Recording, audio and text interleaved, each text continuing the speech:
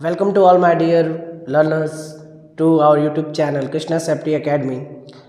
आज के इस वीडियो में हम बात करने जा रहे हैं अपने फायर सीरीज़ के बेसिक टू एडवांस के अगले पार्ट 3 में, जिसमें हम पढ़ेंगे फ्लैश पॉइंट के बारे में, fire point and ignition temperature के बारे में। सबसे पहले देखते हैं फ्लैश पॉइंट। फ्लैश पॉइंट क्या है? Flash point the minimum temperature at which the rate of vaporization of fuel is just sufficient to produce a momentary flash upon the application of ignition source and in the presence of air is known as flash point। यानी flash point वो minimum temperature है जिस पर किसी fuel का vapour air में mix हो जाता है और इग्निशन सोर्स मिलने पे वो इग्नाइट हो जाता है एक फ्लैश की तरह, जो फ्लैश महज 5 सेकेंड तक रहता है, उसके बाद वो फ्लैश गायब हो जाता है। इसे हम एक एक्सपेरिमेंट से समझते हैं। मान लीजिए हमारे पास एक बीकर है और इस बीकर पे हमने हीट सोर्स दे दिया है।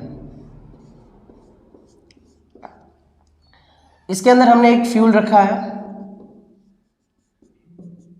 यह हमारा एक लिक्विड फ्यूल है और फ्लैश पॉइंट नापने के लिए थर्मोमीटर है हमारे पास, और बाहर से हम एक इग्निशन सोर्स भी प्रोवाइड करवा रहे हैं।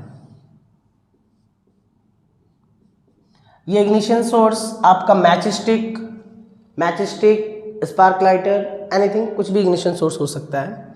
जैसे जैसे हीट बढ़ती जाएगी, जैसे जैसे हम हीट देते जाएंगे, टेम्परेचर भी इंक्रीज होता जाएगा और इस फ्यूल के वेपर भी निकलते जाएंगे। फ्यूल के वेपर एयर के साथ मिक्स होते जाएंगे और वहाँ पर हम इग्निशन सोर्स अप्लाई करेंगे। फिर अगर फ्लैश किसी टेम्परेचर पे जाकर अगर फ्लैश जनरेट हुआ और वो फ्लैश कुछ समय बाद बुझ जाता है तो उसी पॉइंट को हम कहेंगे फ्लैश पॉइंट।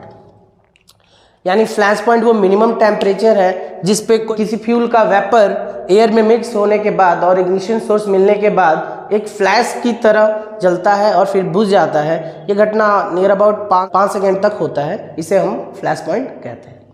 अब हम अगले पॉइंट अपने फायर पॉइंट की तरफ आते हैं। Fire point is a temperature at which vapour of fuel will ignite for long time when it come in contact with the fire. Again हम इस एक्सपेरिमेंट से समझ रहे हैं। जैसे जैसे आप और हीट को बढ़ाते जा रहे हैं, टेम्परेचर बढ़ता जाएगा और ये जो वेपर फिलहाल फ्लैश की तरह रिएक्ट कर रहे थे, अब ये वेपर कंटिन्यूसली जलना स्टार्ट करेंगे, यानी लॉन्ग लास्टिंग जलना स्टार्ट कर देंगे। जिस पॉइंट पे आके थर्मोमीटर के जिस टेम्परेचर पे आके ये वेपर्स लंबे समय तक, लॉन्ग ड्यूरेशन तक जलना स्टार्ट कर देंगे, उस टेम्परेचर को हम फायर पॉइंट कहेंगे। अगला है हमारा auto ignition temperature। Auto ignition temperature your minimum temperature at which a fuel will ignite without the help of ignition source। यानी अब ये फायर पॉइंट से भी आगे का टेम्परेचर है। इस केस में हमें वापस से इग्निशन सोर्स देने की ज़रूरत नहीं होती है और ये आग जो है कंटिन्यूसली अपने आप को इग्नाइट करते करते जलने लगती है। फ्लैश पॉइंट में हमें इग्निशन सोर्स की ज़रूरत होती है, फायर पॉइंट में भी इग्निशन सोर्स की ज़रूरत होती है, बट हमें ऑटो इग्निशन टेम्परेचर में किसी इग्निशन सोर्स की ज़रूरत नहीं होती है। ये तो बात हुई कि फ्लैश पॉइंट, फायर पॉइंट और इग्निशन टेम्परेचर की, ऑटो इग्निशन टेम्परेचर की। अब बात करते हैं कि इस चीज़ की यूज कहाँ है, इसको हमें क्यों पढ़ना है। यह जो फ्लैश पॉइंट, फायर पॉइंट और ऑटो इग्निशन टेम्परेचर है, यह हमारे सेफ्टी के पर्पजेस के लिए यूज में आता है। हम कहते हैं कि ऐसा कोई भी फ्यूल जिसका फ्लैश पॉइंट अगर less than it's 37.8 degree Celsius होता है, वैसे फ्यूल्स को हम फ्लेमेबल फ्यूल कंसीडर करते हैं।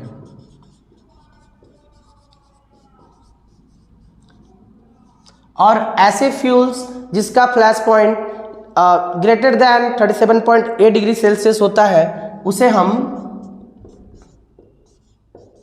कंबस्टिबल फ्यूल कंसीडर करते हैं।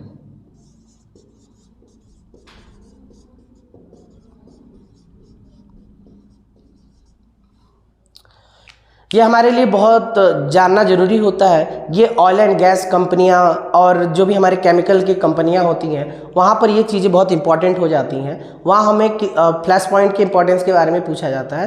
तो फ्लैश पॉइंट अगर आपको किसी केमिकल का पता है तो आप ये बता सकते हैं कि वो केमिकल कितनी जल्दी जल सकता है, हम बता सकते हैं वो कितना फ्लेमेबल है या वो सिर्फ कम्बस्टिबल है। और इस हिसाब से हम कंपैटिबिलिटी के अकॉर्डिंग हम उस केमिकल को स्टोर करके रख सकते हैं।